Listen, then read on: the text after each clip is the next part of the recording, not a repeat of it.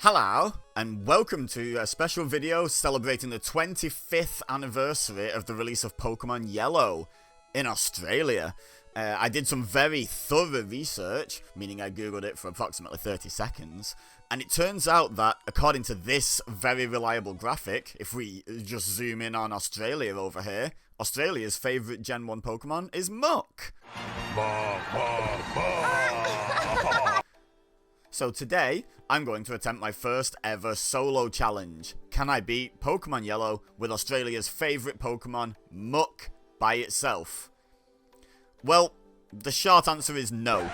Muk can't learn Cut, so that's the end of that really, isn't it? Well, not quite, because what if I was allowed to own other Pokemon for the purpose of using HMs, but couldn't use them at all in battles? Well, let's find out. Now, if I know one thing about Pokemon, it's that to beat the game, you have to leave your hometown.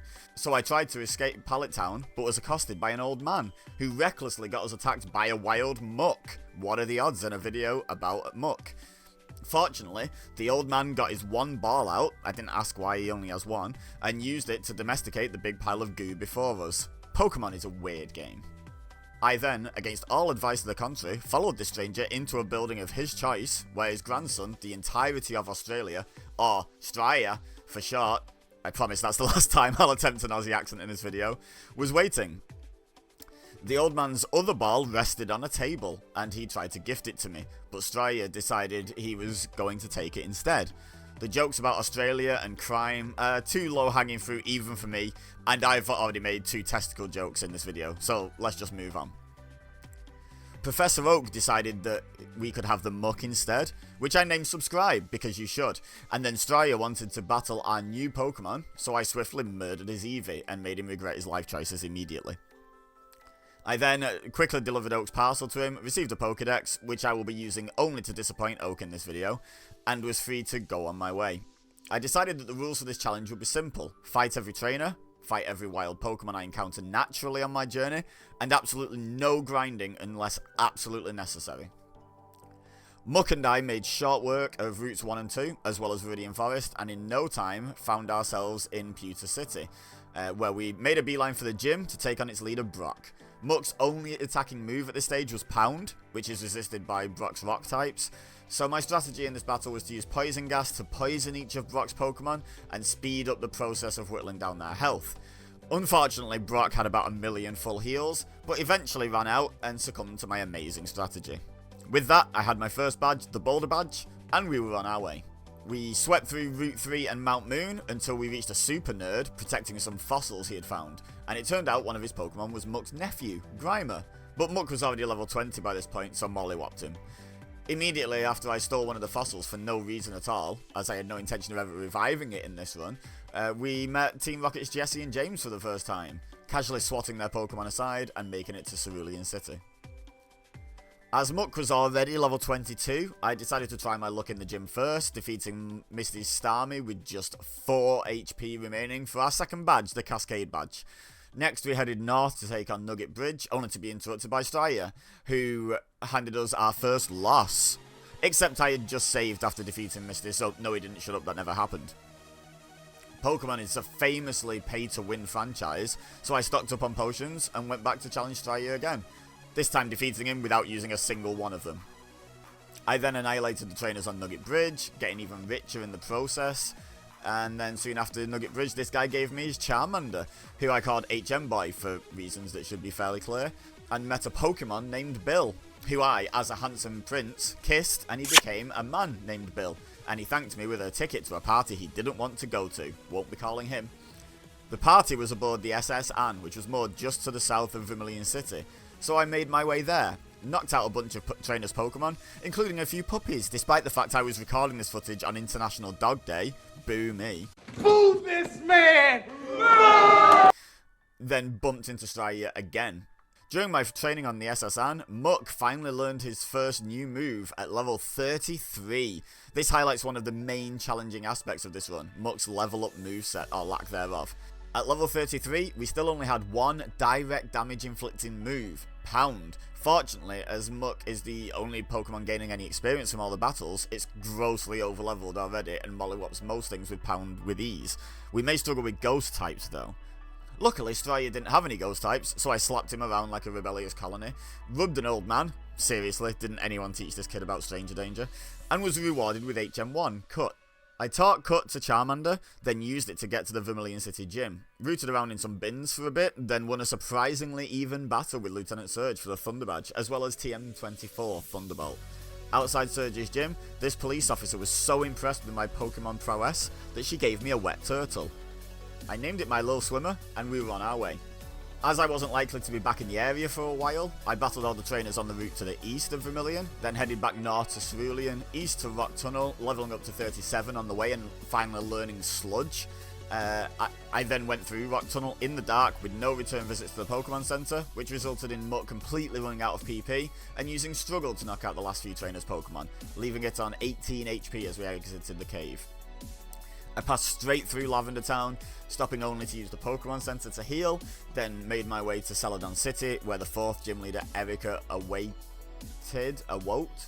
Let's go with awote, I like awote. On the way from Lavender to Celadon, I beat up another puppy, still on International Dog Day, another nephew of Muck's, and my first other Muck. Fortunately, it was barely over half my Muck's level, so it wasn't much of a match. So far, the Grimer line has been exclusively used by super nerds. So, what are you trying to say, Game Freak? You calling me a nerd? Because... Guilty!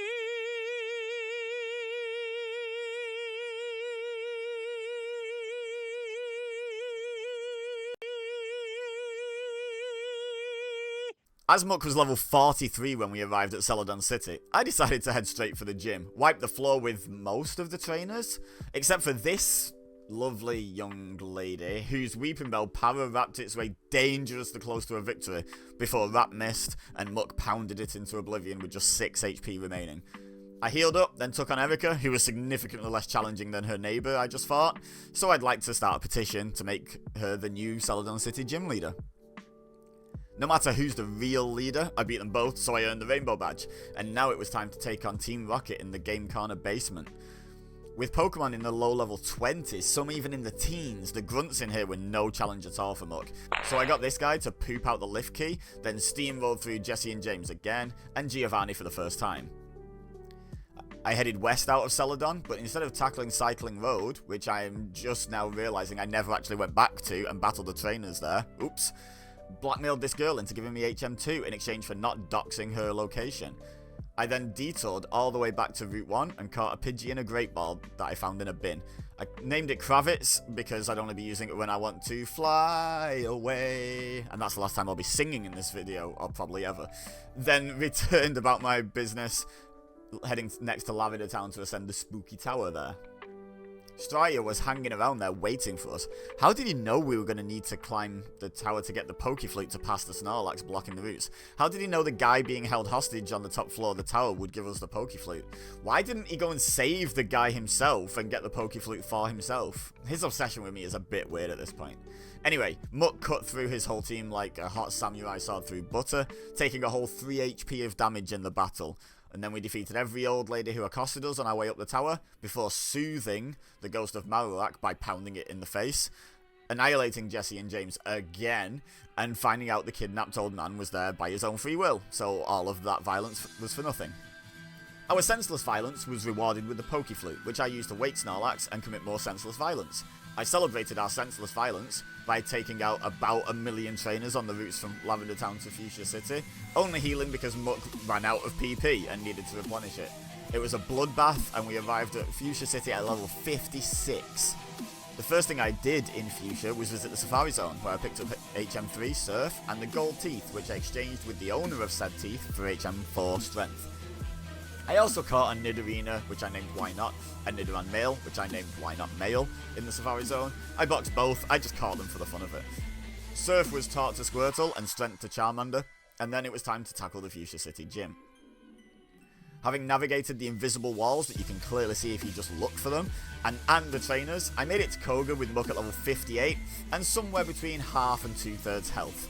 Koga's 3 Venonat were no match for Muck, but Venomoth had us beat until Koga inexplicably chose a different move and allowed Muck to pummel his moth into dust. With that, I received the Soul Badge and TM6 Toxic, which became the first TM I actually used, as Toxic is just way better than Poison Gas. By the way, it bears mentioning that Toxic was the first move Muck had learned since Sludge at level 37. According to Bulbapedia, it had also tried to learn Harden at 45 and Screech at 53, but I genuinely don't remember that. Freshly armed with the ability to use Surf outside of battle, I hopped on Squirtle and rode to the Seafoam Islands and back, battling every available trainer, but not bothering to go inside Seafoam itself. I then flew to Saffron City, obliterated the Fighting Dojo, taking Fisty the Hitmonchan as my reward, and then I tackled Silphco. Silphco was a doddle, as Muck was so over-leveled by this point. Strider put up a decent resistance, I guess. Then this guy gave me a Lapras, which I forgot to nickname. Jesse and James were a joke, as always, doing a mighty 2 HP to Muck this time, and Giovanni wasn't much better, only doing an additional 31 HP between his 4 Pokemon. Clearing Silphco of Team Rocket earned me a Master Ball that I will never use, but more importantly opened up the Saffron City gym for me to challenge. Despite the type disadvantage, Muck was 18 levels above Sabrina's Pokemon, who all have notoriously weak physical defense stats, so ran through them without taking a single HP of damage for the Marsh Badge.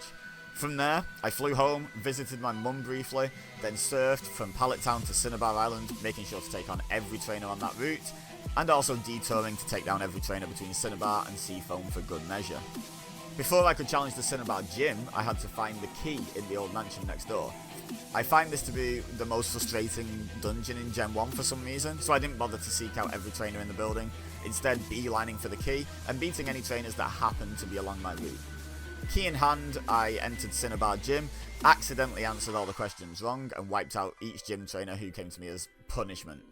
Blaine's Arcanine briefly scared me when it did 101 HP with a single critical hit Fire Blast, but otherwise Blaine was a breeze and handed over the Volcano Badge and TM38 Fire Blast. I flew directly to the 8th and final gym in Viridian City, where the leader was revealed to be Giovanni! Yes! Despite entering the battle with Giovanni at level 73, his Dugtrio and Muck were speed tied, and Dugtrio promptly hit Fissure on the first try. Lovely. Second attempt, I hit Dugtrio with Toxic and set up a bunch of minimizes, but Nidoking managed to Earthquake through them all, making this battle the first one I had to reset twice in the entire run. The third time was indeed the charm, as this time I used Persian to set up minimize, evading 6 consecutive attacks thereafter, 5 of which were 100% accurate moves, to finally earn the Earth Badge. And with that, I was down to the final 6 real battles. I took down Strider on Route 22 with ease, stomped my way through Victory Road, winning some fake battles on my way, and it was time to take on the Elite Four. But I wouldn't be brute forcing this anymore. For the first time all run, I actually strategized before going into a battle. I taught Muck the TMs for Thunderbolt and Fire Blast, and entered Levelized Chamber. At level 77 and with a super effective move for each of her Pokemon, Muck strolled through Levelized Team, one-shotting everything except Lapras, who took 2. Up next was Bruno, so I taught Muck Mega Drain in place of Sludge, using it to demolish both of Bruno's Onix, and Thunderbolt dealt with his fighting types without a problem, actually coming out of the battle with Bruno with more HP than I went in with. Poison Trainer Agatha, don't at me, was my next challenge, whose Pokemon Muck absolutely mauled, until her final Gengar, who very nearly ended Muck with a combination of Confuse Ray and Psychic, before Muck pulled through just in time. I healed Muck and headed through the door to Lance's room, who was honestly pretty easy, with only his Dragonite providing much of a threat, but Muck took it down with a combination of Toxic and Thunderbolt while it had to recharge from Hyper Beam. And finally, it was time for one more battle with Strider to finish the run, before which I completely forgot to heal. Oops! I used Mega Drain on Sandslash to get a bunch of HP back, but Earthquake put me right back where I started, and then some. So I took it out, then took a big risk and attacked Alakazam, living Psybeam on 13 HP, which I promptly healed to fill. Alakazam hit back with a crit Psybeam, and I decided to risk the crit to knock it out with Thunderbolt, which I didn't. It clung on with a sliver of health after using Kinesis, so I had to spend a turn using a random X accuracy I'd picked up during the run to make sure I didn't miss any crucial shots. Another Psybeam took Muck to 52 HP, so I had to heal again using my last full restore. I should mention that while I've allowed myself to use items in battle, I deliberately didn't buy any healing items coming into the Elite Four, only bringing in those I'd found throughout Kanto previously. Alakazam busted out Psychic next, which lowered Muck's special stat, which is amazing considering all of its attacks are special at this point. I somehow went first on the next turn and hit a Mega Drain to regain a whopping 3 HP. I hit a Fire Blast on Exeggutor, but due to the special drop, it ate it up and put Muck to sleep. Fortunately, I had the Pokeflute, but it gave Exeggutor a free turn to miss Hypnosis. One more Fire Blast and Exeggutor was down. I poisoned Magneton with Toxic because there's no Steel type in Gen 1, took a heavy Thunderbolt, then tried to regain some HP with Mega Drain, which unfortunately did next to no damage and only gave me back 10 HP. And then Magneton paralysed Muck with Thunder Wave. I was out of full restores, so I used one of my 2 full heals, but Magneton instantly hit another T-Wave, so I knew I had to take it out before healing the paralysis again. Another T-Bolt took away roughly half of Muck's remaining HP, and Muck was fully paralysed. I used a Hyper Potion, letting the poison do its work on Magneton instead, and after dishing out 2 more Thunderbolts, Magneton finally went down. Cloyster was out next, and my memory was telling me its special stat was pretty low, so I decided to risk a Thunderbolt. It hit Muck with Ice Beam first, and Muck was fully paralysed again. I healed Muck with a Hyper Potion, took another Ice Beam, then used my last full heal as Cloyster clamped Muck. I realised at this point that if Muck was frozen by Ice Beam, I had no way to thaw it, so once Clamp ended, I hit Cloyster with Toxic, so I could heal stall with potions if I needed to. Fortunately, it didn't come to that, as after a Spike Cannon, I finally hit a Thunderbolt for the one-hit KO, and it was down to Stria's final Pokemon, Flareon. I immediately hit Toxic, and Flareon fired back with a mighty Reflect to defend against my Pokemon with 3 special attacks and Toxic, all of which Stria had seen in this battle at this point. Muck hit a Thunderbolt, and Flareon used Reflect again. And it was at this moment I remembered that the Gen 1 AI is broken, and because Psychic is super effective against Muck, and Reflect is a Psychic type move, Flareon would only select Reflect here, so the battle finished quite anticlimactically.